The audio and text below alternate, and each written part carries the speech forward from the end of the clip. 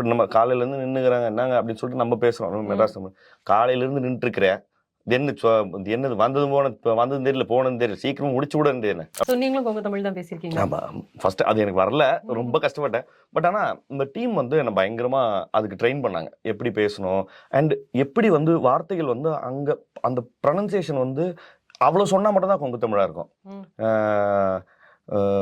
காலையில இருந்து இப்ப நம்ம காலையில இருந்து நின்னுக்கிறாங்க என்னங்க அப்படின்னு சொல்லிட்டு நம்ம பேசுறோம் மெட்ராஸ் காலையில இருந்து நின்று இருக்கிற என்னது வந்ததும் தெரியல போனதும் தெரியல சீக்கிரம் முடிச்சு விட என்ன அப்படின்றது இருக்குல்ல.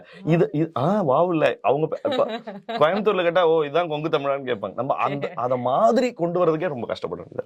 பட் ஆனா நீங்க எகைன் நீங்க ஒவ்வொரு படத்துக்குமே அந்த மாதிரி ஏதாவது புதுசு புதுசா எக்ஸ்ப்ளோர் பண்ணிட்டே தான் இருக்கீங்கல்ல. அது சேலஞ்சஸ் வந்துட்டே தான். ஆமா அது இன்டென்ஷனலா கிடையாது, ஏதாவது புதுசா இந்த வாட்டி பண்ணோம் அப்படின்றது கிடையாது. வர்ற படங்கள்ல அப்படி ஒரு எலமெண்ட் இருந்தா ஓகே, அது வந்து பண்றதுக்கு இன்ட்ரெஸ்டிங்கா இருக்கு. சும்மா ஒரு தட்டையா ஒரு பெர்ஃபார்மன்ஸ் இல்லாம அது கூட இன்னொரு சேலஞ்ச் இருந்தா அது பண்றதுக்கும் சந்தோஷமா தான் இருக்கு.